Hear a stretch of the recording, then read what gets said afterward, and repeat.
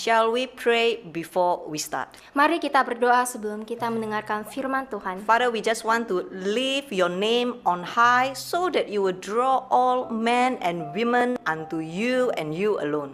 Bapa di surga, kami ingin berdoa, kami ingin meninggikan nama-Mu Tuhan, sehingga kemuliaan-Mu boleh membawa kami semua, para lelaki dan para semua wanita di dalam hidup-Mu saja. And tonight we ask specially for your anointing. Kami juga hari ini ingin meminta untuk pengudusan-Mu. Your anointing that will come to heal, to restore, and to transform all of us. Urapan-Mu yang sanggup memulihkan, urapan-Mu yang sanggup menyembuhkan kehidupan kita. And one thing that we ask, that we will know you, Dan satu hal yang kami minta supaya kami boleh mengenal Engkau, so that we will be strong and we will be fearless in such a time like this. sehingga kami boleh menjadi orang yang hidup tanpa ketakutan di masa-masa seperti ini. We want to surrender this time unto you and we want to say, have your way. Kami ingin menyerahkan, menyandarkan waktu ini kepadamu dan berkata, biarlah jalan-Mu, cara-Mu yang terjadi. Have your way with our heart, our mind, and in all that we do. Biarlah cara-Mu yang terjadi di dalam hidup kami, dalam hati kami, pikiran kami, apapun yang kami lakukan.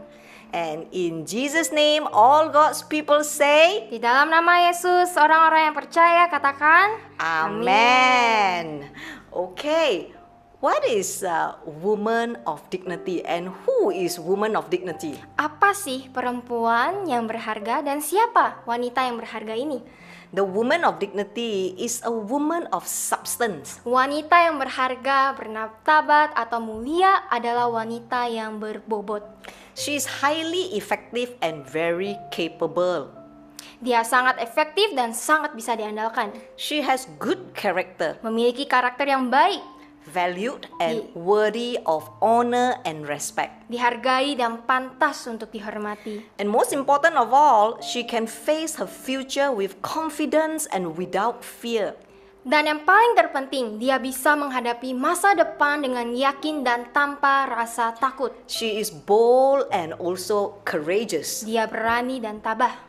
I want to share with you the story of Rahab in the book of Joshua chapter 2. Saya ingin menceritakan kisah Rahab yang terambil di buku Joshua pasal 2. Joshua the son of Nun sent 2 men as scouts secretly from Shittim, saying, Go, fill the land, especially Jericho, the walled city. So they went and came to the house of a prostitute named Rahab and lodged there. Yosua 2 ayat 1 berkata, Yosua bin Nun dengan diam-diam melepas dari Sitim 2 orang pengintai, katanya, Pergilah, amat-amatilah negeri itu dan kota Yeriko. Maka pergilah mereka dan sampailah mereka ke rumah seorang perempuan sundal yang bernama Rahab, lalu tidur di situ. The Bible recorded Rahab, a prostitute. Alkitab mencatatkan Rahab sebagai seorang pelacur.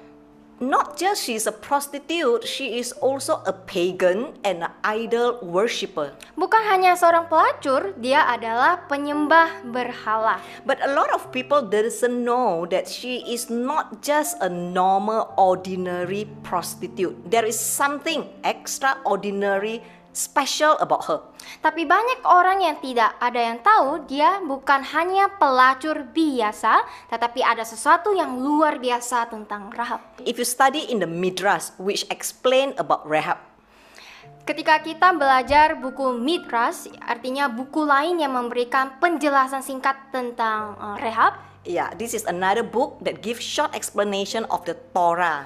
Ini adalah buku yang singkat memberikan penjelasan tentang Taurat Tuhan. It's like a reference book. Itu seperti buku referensi. It was recorded Rahab is named one of the 4 most beautiful woman the world has ever known.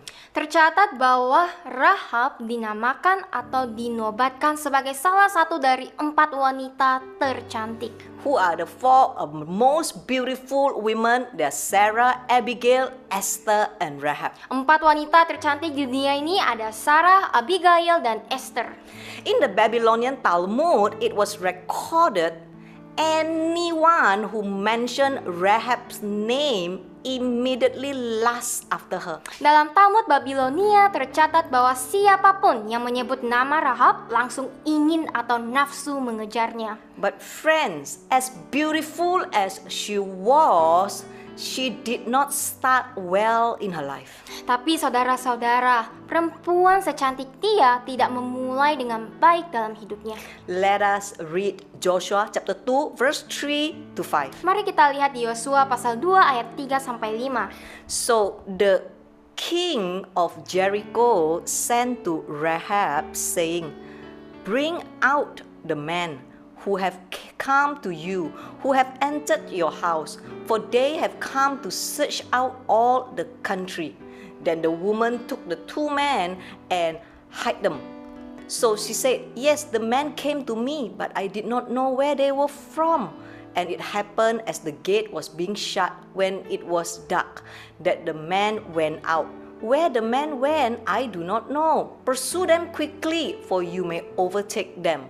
Maka Raja Yeriko menyuruh orang kepada Rahab mengatakan, "Bawalah keluar orang-orang yang datang kepadamu itu, yang telah masuk ke dalam rumahmu, sebab mereka datang untuk menyelidiki seluruh negeri ini." Tetapi perempuan itu telah membawa dan menyembunyikan kedua orang itu. Berkatalah ia, "Memang orang-orang itu telah datang kepadaku, tetapi aku tidak tahu dari mana mereka." Dan ketika pintu gerbang hendak ditutup menjelang malam, maka keluarlah orang-orang itu. Aku tidak tahu kemana orang-orang itu pergi. Segeralah kejar mereka, tentulah kamu dapat menyusul mereka. Friends, you see, when Rahab decided to help the two spies, it also means she's prepared to risk her life. Teman-teman lihat, ketika Rahab memutuskan untuk membantu dua pengintai itu berarti dia juga siap mempertaruhkan nyawanya, mengkhianati negaranya. And means that she also prepared to betray her country and leave her religion. Mengkhianati negaranya dan meninggalkan agamanya. What happened? In short, she was ready to sacrifice. Apa yang terjadi? Singkatnya, dia siap membuat pengorbanan-pengorbanan yang penting. But let us retract a little bit. What make her to be so willing to risk even her life? Tapi mari kita lihat ke belakang sedikit, apa yang membuat Rahab sangat rela untuk mengorbankan hidupnya.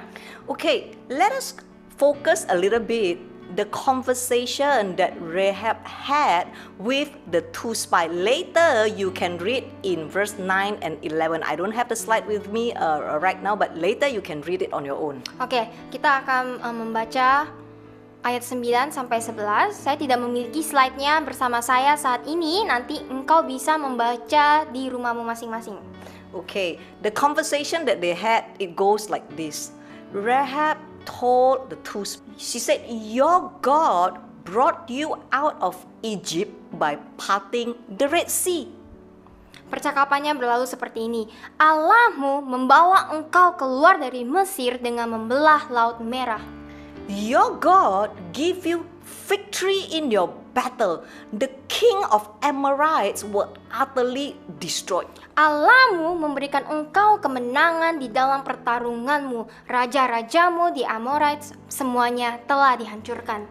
And she said, "Our people heard that your people are coming to take hold of this land, and all of us were afraid." Dan orang-orang kami mendengarkan, orang-orangmu datang di tempat ini untuk mengambil tanah ini dan kami semuanya ketakutan.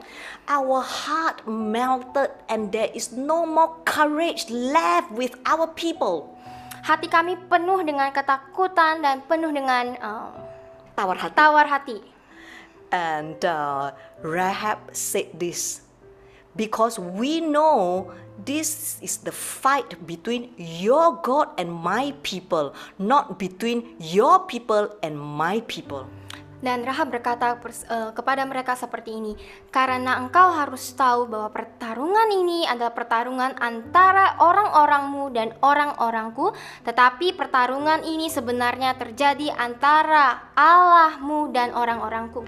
Friends, It was recorded back then there were approximately 3,000 households in the land of Canaan. Saudara-saudara, itu tercatat bahwa ada kira-kira 3.000 kartu keluarga di tanah Kanaan yang mendengar cerita yang sama. Listen to this carefully. Dengarkan ini baik-baik.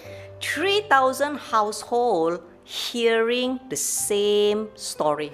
3.000 orang ini mendengarkan cerita yang sama. 3,000 people were afraid and trembled. 3.000 orang ini takut dalam ketakutan dan gemetar. Only one Rahab, upon what she heard, Tetapi hanya Rahab ketika mendengarkan apa yang ia dengar, she chose to radically obey. dia memilih untuk taat. It means that she dare to believe. Artinya dia berani untuk percaya. Not just she dares to believe, but she is bold to act upon what she believes. Bukan hanya berani untuk percaya, dia juga berani untuk melakukan apa yang ia percayai. She is fearless. Dia wanita yang hidup tanpa ketakutan. Rahab is motivated by faith, therefore she became fearless. Rahab tergerak oleh imannya dan iman itu menyelenyapkan ketakutannya. Rahab is motivated by faith that she is able to even risk her life. Rahab tergerak oleh imannya dan bahkan ia rela mengorbankan hidupnya. She demonstrated her fervent submission to God. What does it mean? It means that the willingness to please God. Dia menunjukkan ketundukannya yang sungguh-sungguh. Apa itu artinya? Artinya ia rela menyenangkan Tuhan bahkan untuk mempertaruhkan nyawanya. At all costs. Sampai harga akhir. What does she do? Saying yes to God's plan. Apa yang ia katakan, apa yang ia lakukan, ia berkata iya kepada rencana Tuhan. Not just that, she also say yes to God's timing. Bukan hanya itu, ia juga berkata iya kepada waktunya Tuhan. And she also say yes to God's way. Dan dia juga berkata iya kepada caranya Tuhan. God's plan involved in God's timing and God's way. Rencana Tuhan ada juga di dalam waktunya Tuhan dan di caranya Tuhan. With her faith, which is dare to believe, she overcome her fear that enable her to obey Yahweh. Dengan imannya yang berani percaya, dia mengatasi ketakutannya yang memungkinkan dia untuk taat kepada Yahweh Tuhan. Some of you may be asking, Beberapa di antara kalian mungkin bertanya, what is obedience and apa how itu do we taat? obey? Dan bagaimana kita taat? Friends, obedience means trusting God's plan even when that plan involves continued disappointment. Ketaatan berarti mempercayai rencana Tuhan bahkan ketika rencana itu melibatkan kekecewaan yang berkelanjutan. Even if you may feel forgotten. Mungkin juga di saat kamu merasa dilupakan. Some of you may be feeling left behind. Beberapa di antara kalian juga mungkin merasa ditinggalkan atau tertinggal. Some of you may be feeling wrongfully accused by others. Beberapa di antara kalian juga mungkin merasa dituduh atau difitnah oleh orang And some lain. of you may be feeling used, misused, and abused by others. Beberapa di antara kalian juga mungkin berpikir bahwa kalian digunakan, dimanfaatkan, dan disiksa oleh orang lain. But friends, obedience means keep believing in Yahweh. Tetapi teman-teman dengarkan, percaya dan taat artinya tetap percaya kepada Tuhan. Obedience also means this. Even if it didn't make sense and you're not sure how to accomplish the task, you keep believing the one who called you will help you. Teman-teman dengarkan ini juga, ketaatan berarti sekalipun itu tidak masuk akal dan sekalipun kamu tidak yakin apa engkau sanggup menyelesaikan perintah atau tugas dari Tuhan, kamu tetap percaya bahwa Dia akan menolongmu. Obedience means say yes even the plan seems crazy or the timings feels off. Apa itu ketaatan? Ketaatan berarti kita mengatakan iya walaupun rencananya terdengar gila ataupun waktunya sangat tidak pas. What is obedience to Rahab? Obedience means believing that God does not make mistake. Apa itu ketaatan bagi Rahab? Ketaatan berarti percaya bahwa Tuhan tidak pernah salah. God has our best interest at heart, and that His vantage point is better because He's sovereign and He can see the full and complete picture. Saudara-saudara dengarkan, Tuhan selalu mau yang terbaik bagi kita dan Dia juga memiliki sudut pandang yang terbaik buat kita sebab Dia berdaulat berkuasa penuh. Obedience comes with a cost. Ketaatan datang dengan biaya. In order to succeed, we are required to lay down our life and must choose to surrender. Jika kita ingin berhasil, kita dituntut untuk menyerahkan hidup kita, kita harus memilih untuk menyerah. Okay, so let us interact a little bit now, okay? Oke, mari kita berinteraksi sedikit. Later you will answer me, okay? You can answer through typing your chat, okay? Or you can also unmute and answer me, okay? Nanti kalian bisa menjawab pertanyaan ini melalui chat ataupun unmute dan berkata-kata. Can I ask a question, okay? Do you have faith? Saya ingin bertanya, siapa di sini yang memiliki iman? Yes or no? Iya atau tidak?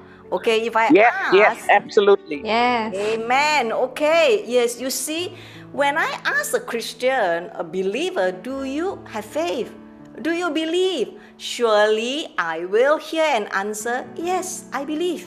Yes, I have faith. Okay, now I want to ask another question. Perhatikan, jika saya bertanya kepada orang Kristen, apakah kamu memiliki iman? Apakah kamu percaya? Pasti orang-orang Kristen akan menjawab, ya, saya memiliki iman. Ya, saya percaya. Saat ini saya akan menanyakan pertanyaan yang lain. Okay, my next question is, do you fear? Pertanyaan saya, apakah kamu takut? Can I have the answer, please? Bisakah saya menerima jawaban? Come on, let us Yes, interact a little bit. Yes, yes, yes. Yes. You see, friend, Perhatikan saudara-saudara, you see the facts of the matter today. ini adalah bukti nyata yang kita perhatikan, kita lihat hari ini. Do you believe or do you fear? Apakah kamu percaya atau kamu takut? Do you have faith or do you have fear? Apakah kamu memiliki iman atau kamu takut? Because you and I need to make up our mind. Karena kita harus bisa mengambil keputusan dengan pikiran kita. Real faith means fearless. Iman yang sejati, iman yang nyata berarti tidak ada ketakutan. Real faith produces obedience. Dan iman yang nyata menghasilkan ketaatan. Now you know why it is so difficult for Christians to obey, because they lack of genuine faith. Sekarang kalian tahu kenapa susah sekali buat orang Kristen untuk taat, karena mereka tidak memiliki iman yang sejati, iman yang nyata. Remember, friend, the first step is you must dare to believe. That is faith. Ingat saudara-saudara, langkah pertama kalian harus memiliki iman yang percaya.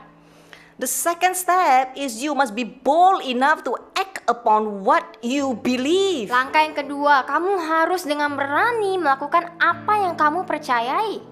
Genuine faith is fearless. Iman yang sejati adalah iman yang tidak takut. Genuine faith is obedience. Iman yang sejati, iman yang nyata adalah ketaatan.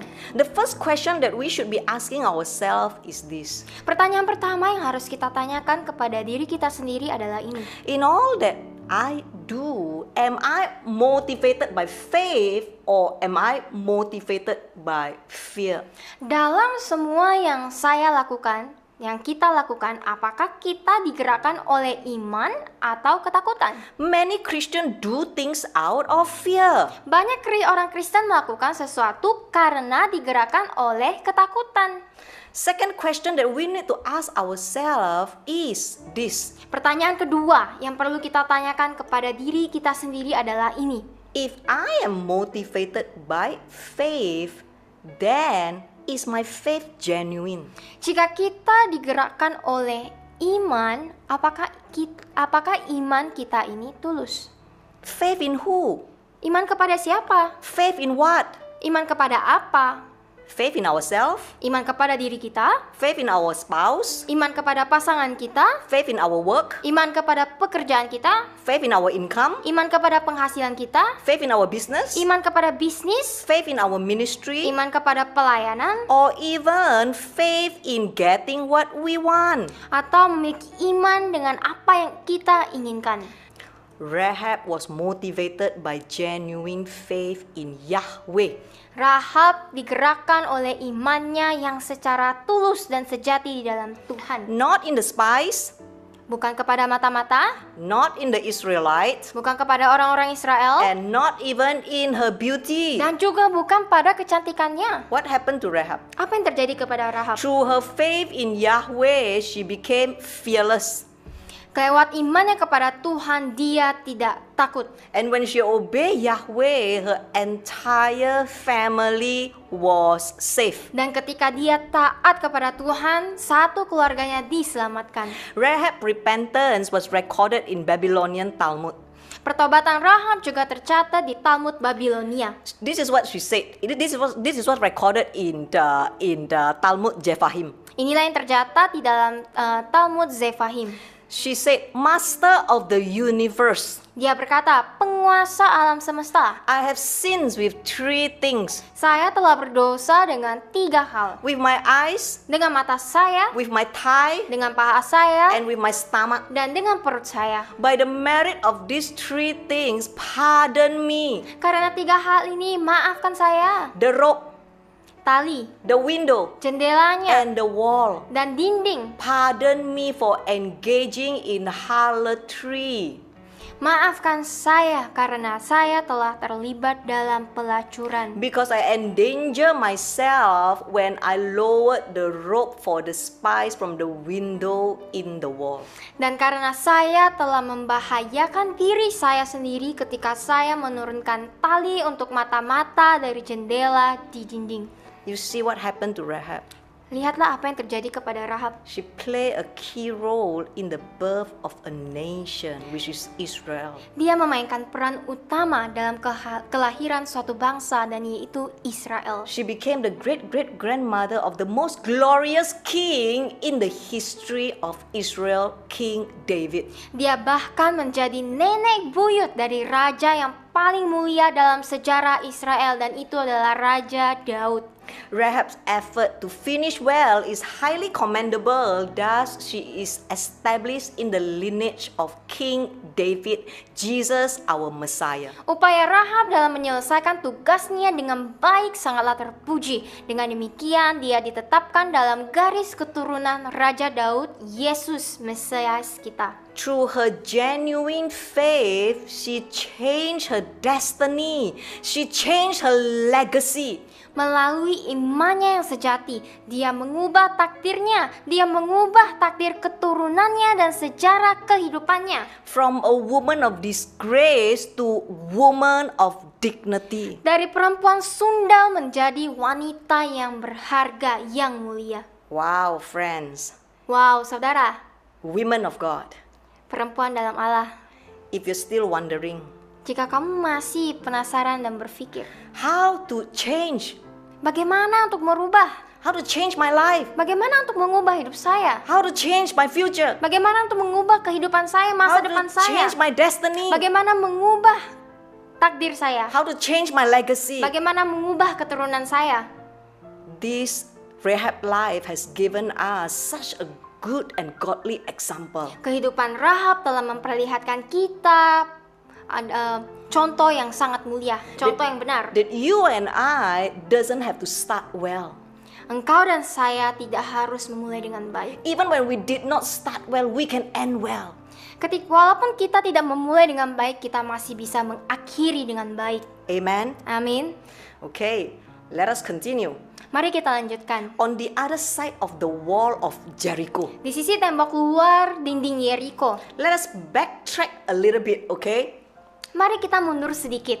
When the 12 spies went into the land of Canaan under Moses' leadership. Ketika 12 mata-mata, 12 pengintai pergi ke tanah Kanaan di bawah kepemimpinan Musa. It was recorded the children of Israel were encamped in the wilderness of Paran.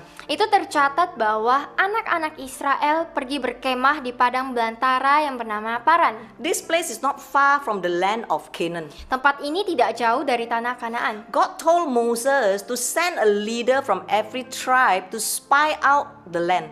Tuhan meminta Musa untuk mengirim seorang pemimpin dari setiap suku untuk memata-matai negeri itu. After 40 days, the spies returned and said that Canaan was a wonderful land that flows with milk and honey. Setelah 40 hari, mata-mata itu kembali dan berkata bahwa tanah Kanaan adalah tanah yang indah dan dipenuhi dengan susu dan madu.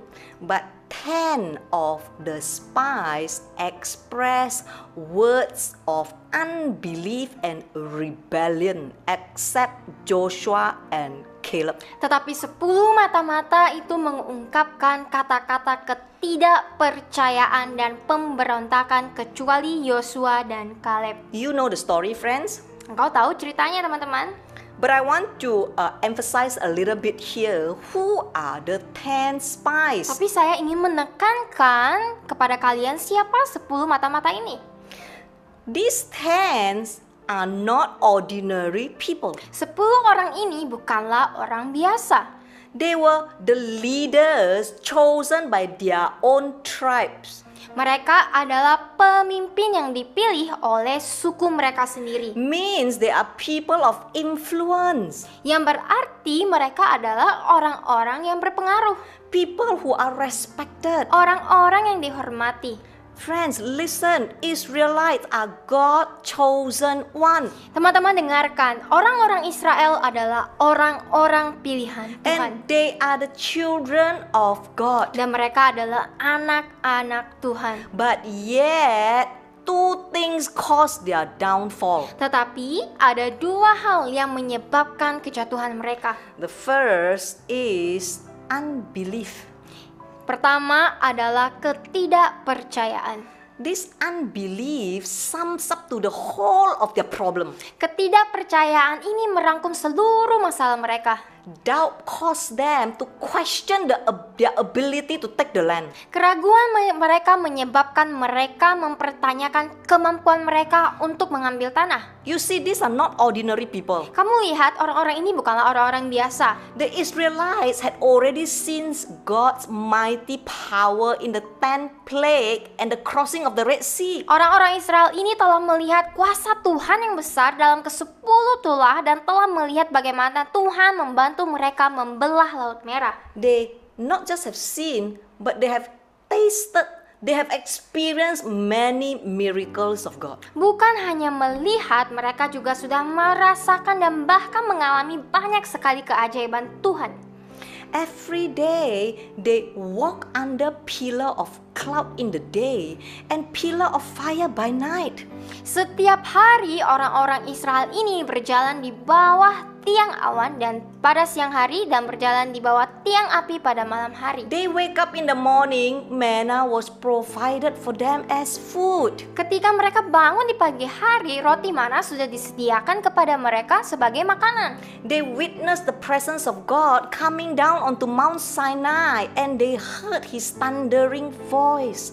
Mereka juga telah menyaksikan kehadiran Tuhan yang turun dari Gunung Sinai dan mereka mendengar suara gemuruhnya. Yet they rebel. Namun mereka masih berontak. They are very close. They are on the threshold of the promised land, but they quickly want to return to the land of slavery because of fear and unbelief. Mereka sudah sangat sekali dekat dengan tanah perjanjian, sudah di ambang tanah perjanjian, tetapi mereka ingin kembali ke tanah perbudakan di Mesir karena ketidakpercayaan mereka dan karena ketakutan mereka. They even want to choose another leader over them and stone Moses and Aaron. They want to stone Joshua and Caleb. Mereka bahkan ingin mengganti seorang ketua untuk menggantikan Musa dan ingin melempari batu kepada Musa, kepada Harun, kepada Yosua dan Kaleb. The second thing, they are fearful, they are coward.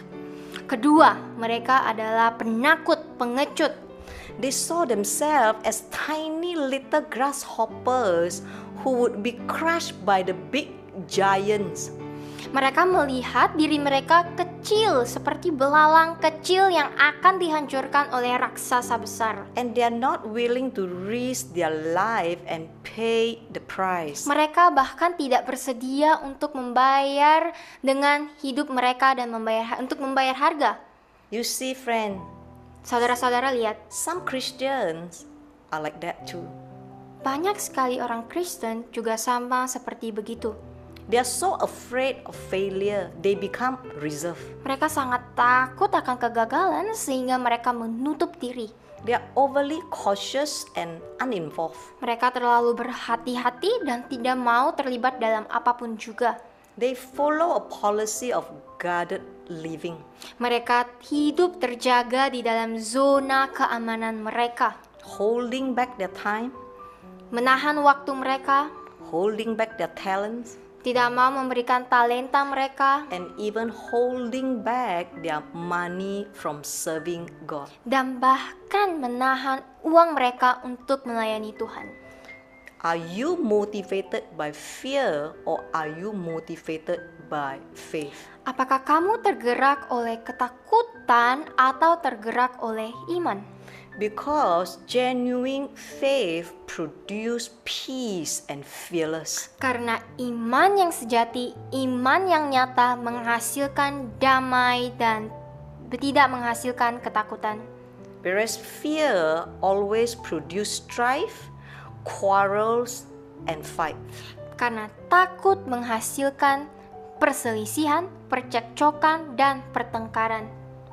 The 10 spies are people of God who are motivated by fear.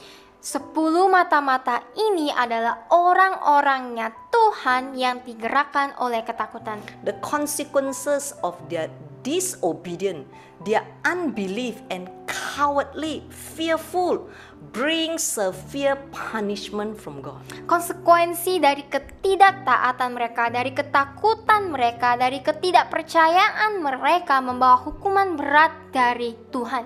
They were destroyed immediately by plague and died in the wilderness. Mereka semua dihancurkan dan mati di padang belantara. The wall that blocked us from entering the promised land is none other than our own fear and our unbelief.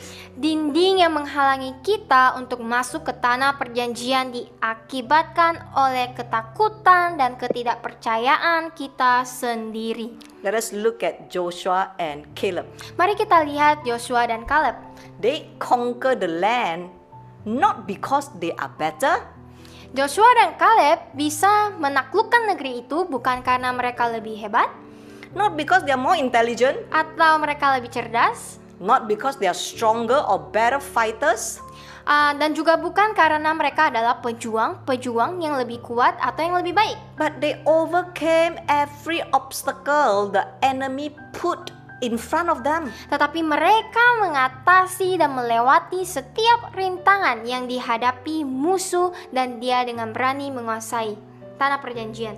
4 times is what it was repeated in the book of Joshua. 4 kali diulangi dalam Yosua. Later you can read in Joshua chapter 1 verse 6 to 9. 4 times God commanded Joshua.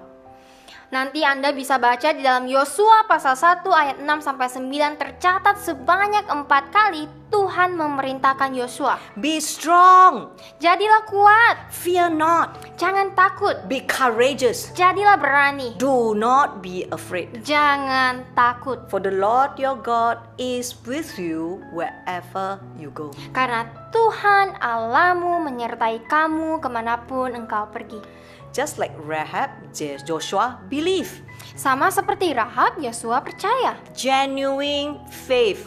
Iman yang sejati. And through his faith in Yahweh, he became fearless and he obeyed, he conquered the land.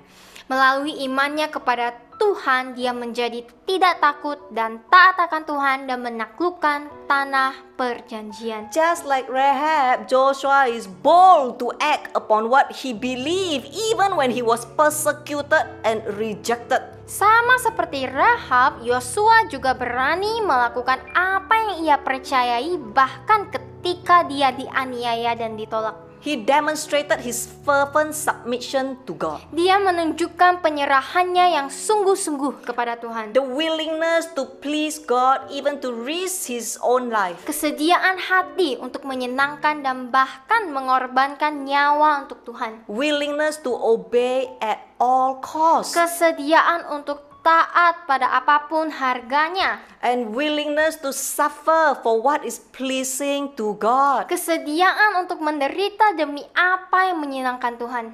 Man's greatest fear. Ketakutan manusia yang paling dalam.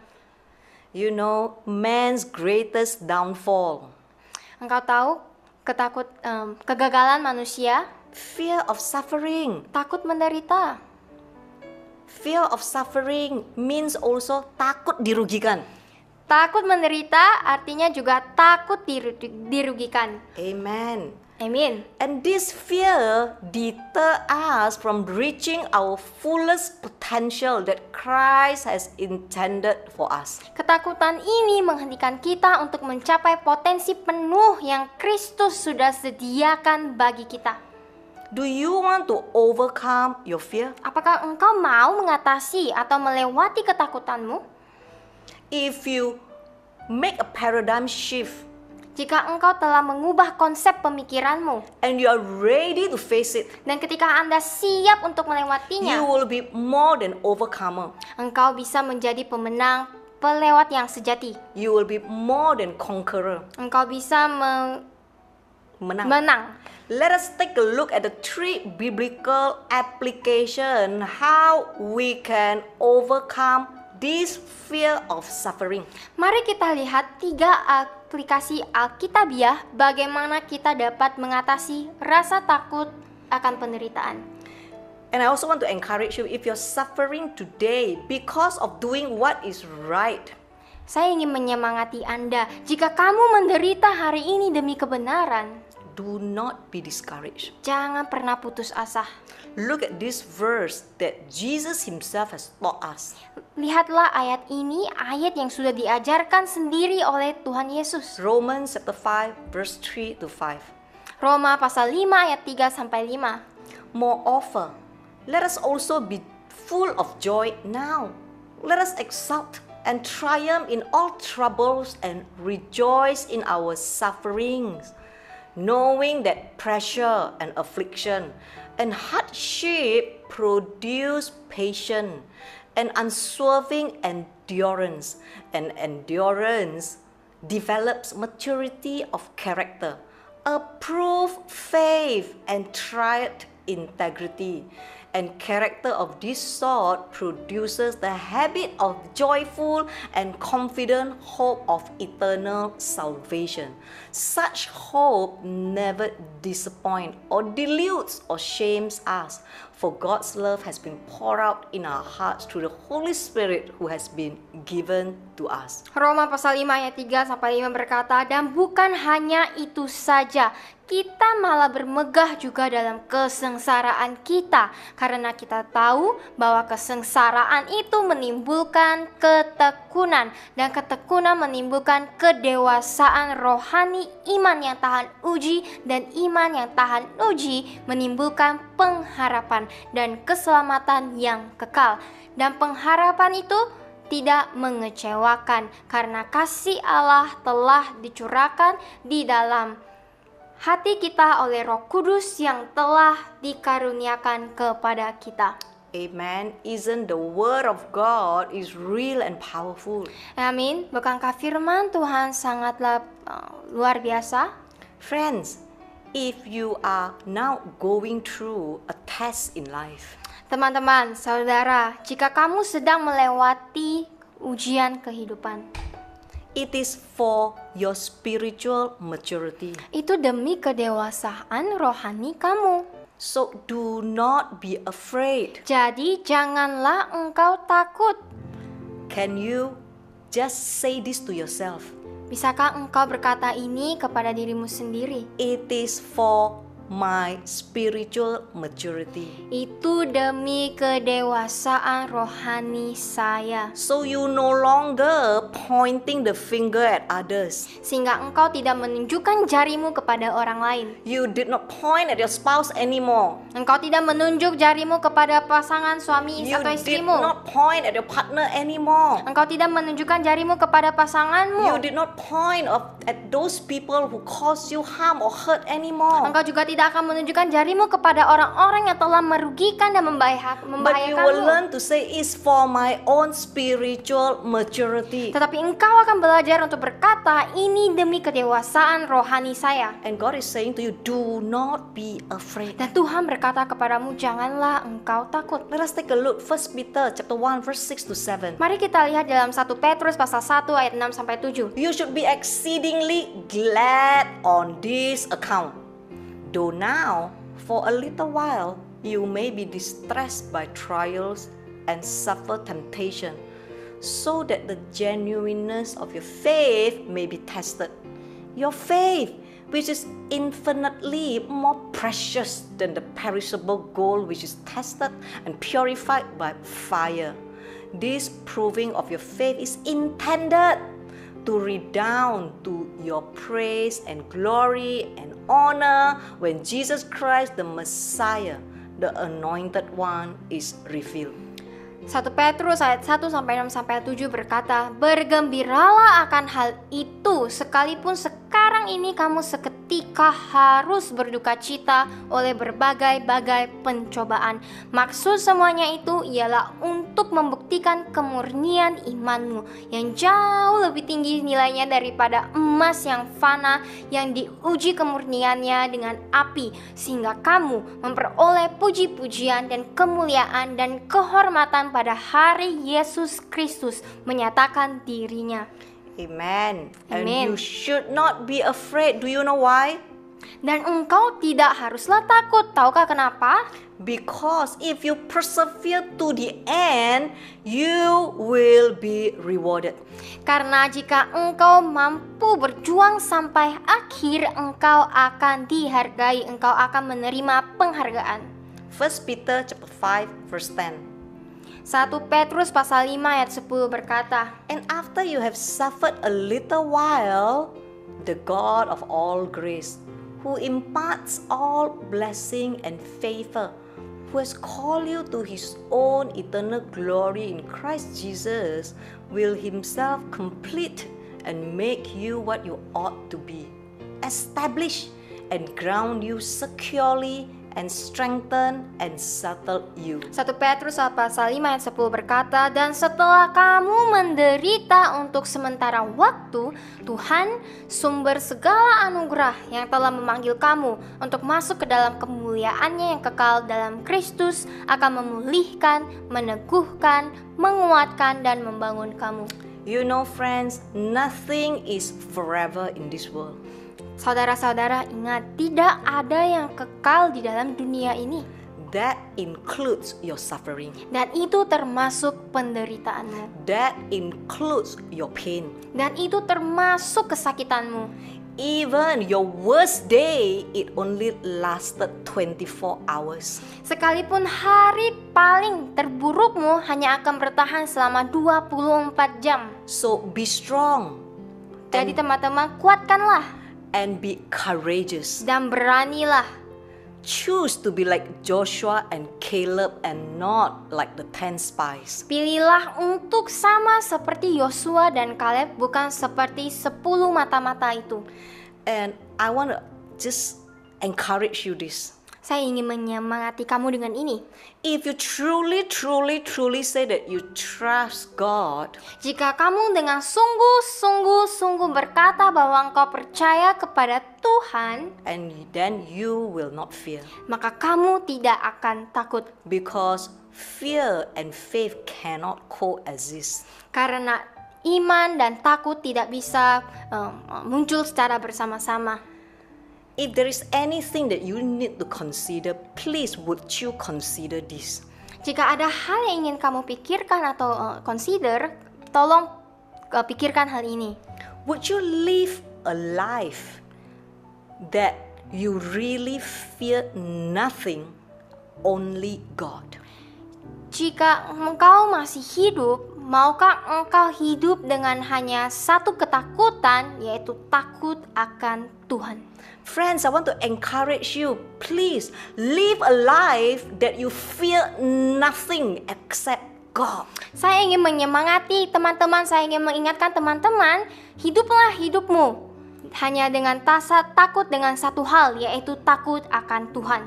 Then you will have a good success in all that you do. Maka kamu akan berhasil dengan baik apapun yang kamu lakukan. Before I conclude, I want to raise a concern. Sebelum saya tutup, saya ingin menyampaikan keprihatinan saya. In the Indonesia, there is a teaching that goes like this. Di Indonesia ada ajaran seperti ini. It is a song. Itu adalah lagu sebenarnya. Okay, some of you know the song. Beberapa di antara kalian mungkin tahu lagunya. Ya Aba, Bapa, ini aku anakmu. Pakailah sesuai dengan rencanamu. You know this song? Some of you who are in Indonesia, you know this song, huh? Apakah kamu tahu lagu ini? Tahu ini dengan lirik God the Father, I am your child, use me as you wish. Okay. Somehow this song has been changed to, it goes like this. Tetapi lagunya atau liriknya sudah dirubah seperti ini. Husband, oh husband, I am your wife. Suami, suami, ini aku istrimu. Use me as you wish. Pakailah sesuai dengan rencanamu. The way it is being sang is like this. Suami, suami, ini aku istrimu. Pakailah sesuai dengan rencanamu. Lagunya berkata, oh husband, husband, I am your wife, and use me as you wish. And all the husband happily giggling with a big voice say, Amen. Dan semua suami dengan senang hati tertawa dan berkata dengan satu suara besar, berkata amin. And everybody clap their hand. Dan semuanya menepukkan tangan mereka. This song is highly circulated Lagu ini sudah sangat beredar and practiced and taught by churches in marriage seminar, dan telah dipraktekkan, telah diajarkan oleh gereja-gereja dalam seminar pemulihan pernikahan atau pasutri. and friends. Dan saudara-saudara, I plead with you, saya memohon kepada rekan-rekan, my dear fellow pastors, teman-teman pendeta saya, fellow teachers, para pengajar, ministry leaders. para pemimpin pelayanan, This song is not biblical. lagu-lagu ini tidaklah alkitabiah.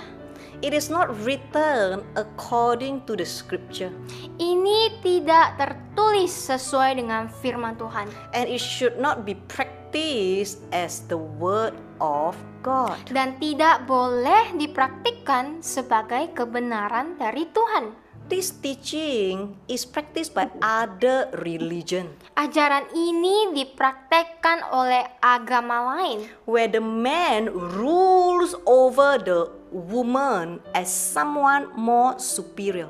di mana pria atau suami mengatur wanita sebagai seseorang yang lebih tinggi.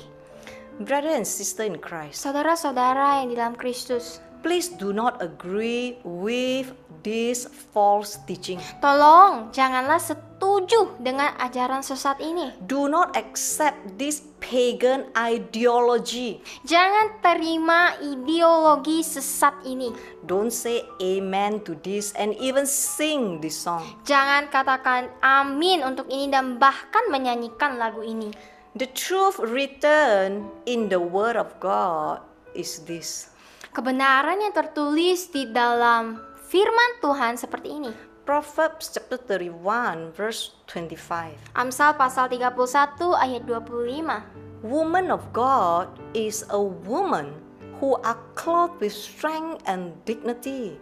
Wanita Allah adalah wanita yang dibalut dengan kekuatan dan kemuliaan. And she laughed without fear of the future. Ia tertawa menyambut hari depan tanpa ketakutan.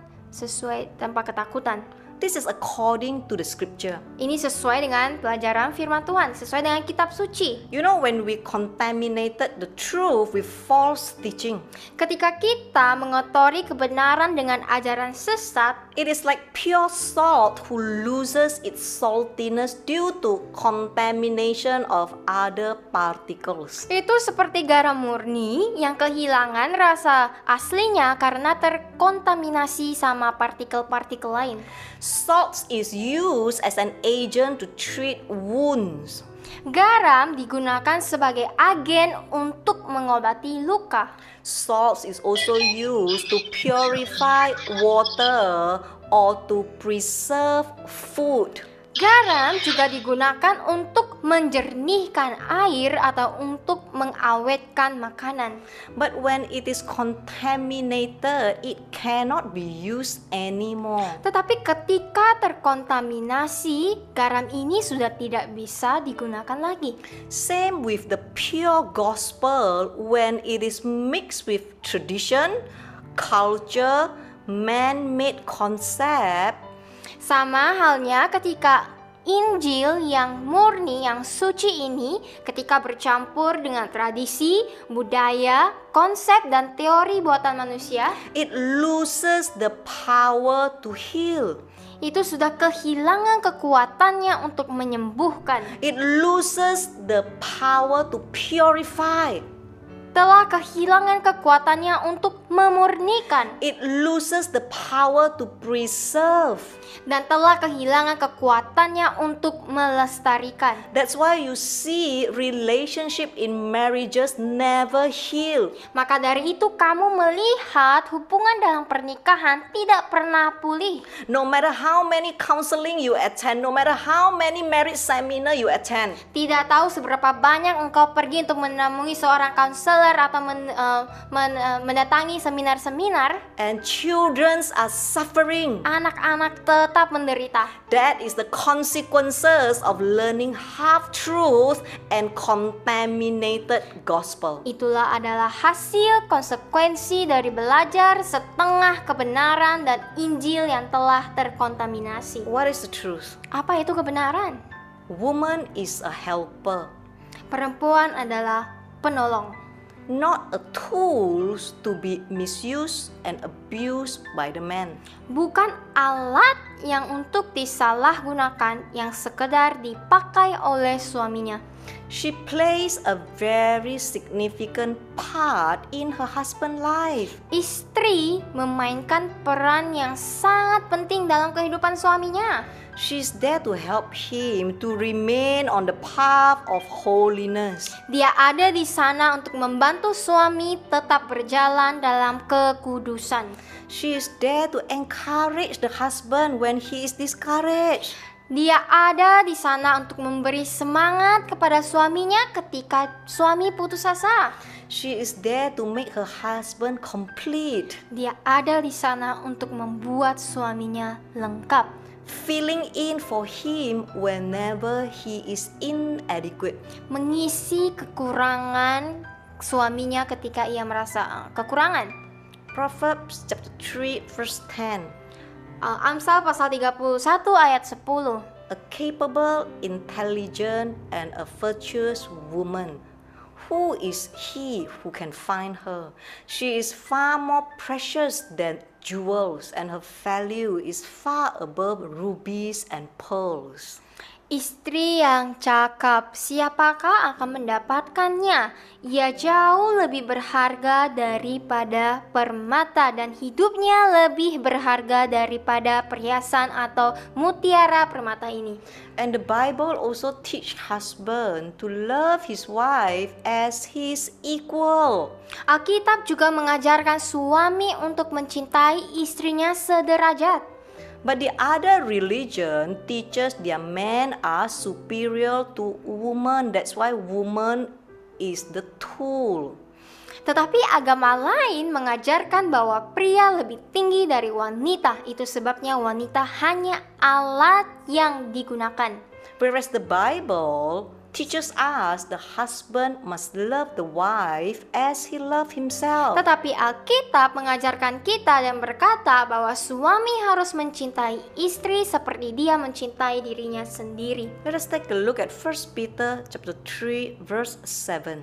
Mari kita lihat di dalam 1 Petrus pasal 3 ayat 7. This is the truth of the word of God. Ini adalah kebenaran dari firman Tuhan. 1 Peter chapter 3 verse 7. In the same way, you husbands must give honor to your wife.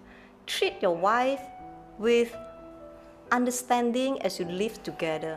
She may be weaker than you are, but she is your equal partner in God's gift of new life. Treat her as you should, so your prayers will not be hindered. 1 Petrus pasal 3 ayat 7 berkata, dengan cara yang sama kamu para suami harus menghormati istri kamu. Perlakukan istri kalian dengan pengertian di saat kalian masih hidup bersama. Dia mungkin lebih lemah dari kamu, tetapi dia adalah pasangan setara kamu di dalam pemberian Tuhan berupa kehidupan baru. Perlakukan dia sebagaimana mestinya sehingga doa-doa kamu tidak terlarang. Amen. Amin. I want to invite our brother Akim Saya ingin mengundang saudara kita Akim for a short testimony. untuk kesaksian yang singkat. Akim is Moi Moi husband. Akim adalah suami Moi Moi. Some of you know Moi Moi passed away last year in November. Beberapa dari kalian mungkin tahu bahwa Moi Moi meninggal 30 November tahun lalu. Can I have Akim please translated by the Yufai? Bolehkah saya meminta saudara Akim dan saudara Yufai? Selamat malam, saudara-saudari seiman semua. Good evening, Perkenalkan, nama saya Akim. good evening everyone. My name is Akim. Nama almarhumah istri saya Moi Moi, dan kami menikah pada bulan Mei tahun 1998. I am the husband of Moi Moi, my late wife. We were married in May 1998. Waktu itu saya belum bertobat. Selama lebih kurang 10 tahun perkawinan kami, saya kira saya telah mengasihi istri saya dengan benar. Boleh dibilang tiap hari libur kami pergi liburan, keperluan keluarga tercukupi. At that time, I was not a believer. For the first 10 years of my marriage or thereabouts, I thought I had loved my wife fittingly and rightly by taking her on a vacation every holiday and fulfilling her needs and our family's needs. I thought I was already a very good husband. Tapi mengasihi itu tidak hanya sekedar itu. Karena sikap saya masih sangat arogan, otoriter dalam semua keputusan kehidupan kami. Juga emosional, bahkan terkadang kasar dalam perkataan dan bahasa tubuh. Saya selalu membenarkan diri saya dengan bermacam-macam alasan. But now I understand that loving isn't just doing what I used to do. At that time, I was arrogant and authoritarian in family decisions. I was impulsive, rude in my speech and behavior towards her. I thought I was always right and often tried to seek justification in everything I do. Waktu itu kami telah dikaruniakan 3 orang putra yang sehat. Saya bertobat dan menerima Yesus Kristus sebagai Tuhan dan Juru Selamat pada pertengahan tahun 2008 melalui sebuah kejadian di mana usaha saya bangkrut. I have 3 healthy sons from my marriage.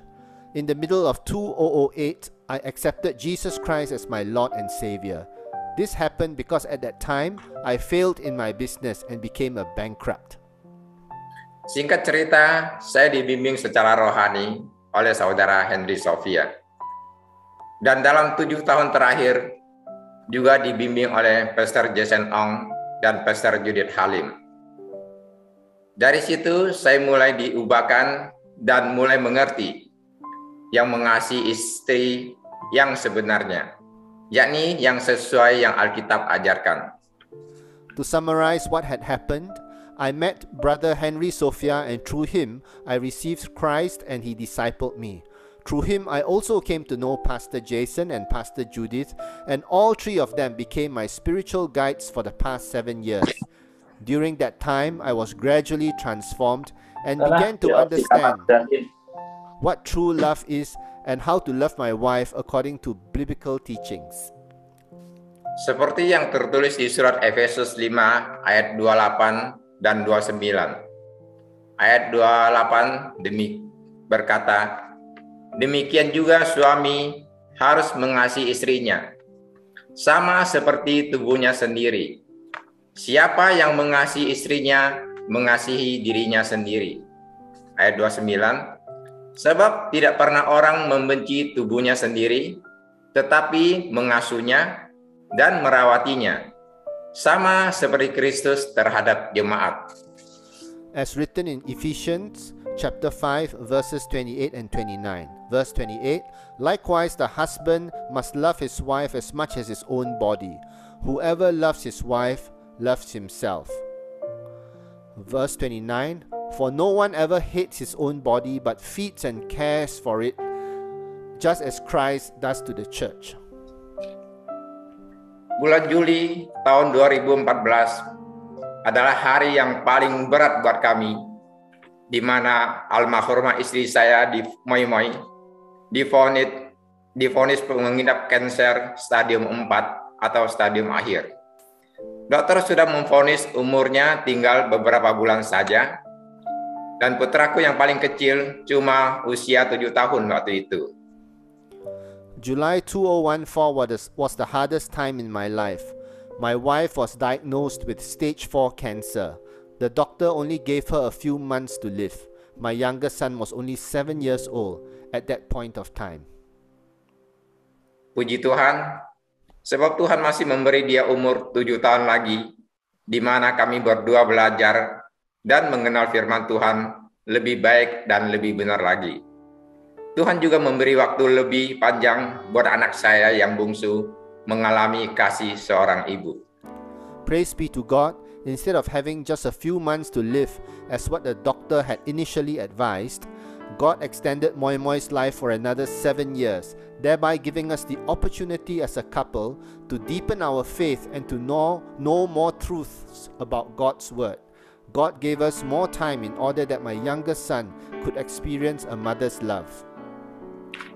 Setahun terakhir, penyakit kansernya mulai menyebar ke paru-paru, dan 3 bulan terakhir dari sisa hidupnya adalah masa-masa yang berat buat dia, karena paru-parunya sudah ada cairan, dan bernafas harus dibantu oksigen, dan juga tidak berdaya sama sekali. In the final year of her life, the cancer began spreading to her lungs. The last 3 months were extremely difficult for Moi Moi because fluid had filled her lungs, and this resulted in her having difficulty in breathing. She had to depend on the oxygen ventilator to breathe, and she was in a state of utter helplessness. Saya juga bersyukur karena Tuhan memberikan saya kemampuan untuk melayani almarhumah istri saya dengan sangat baik.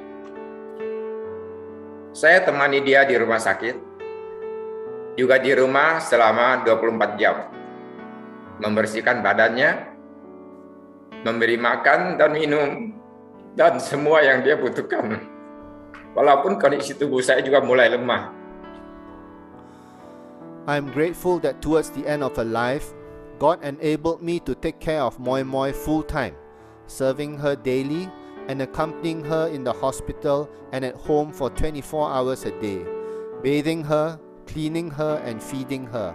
I was able to attend to her every need and care for her even though my own health was starting to deteriorate. Pesan saya kepada semua pasangan suami istri, pergunakanlah sisa waktu yang singkat ini untuk saling mengasihi.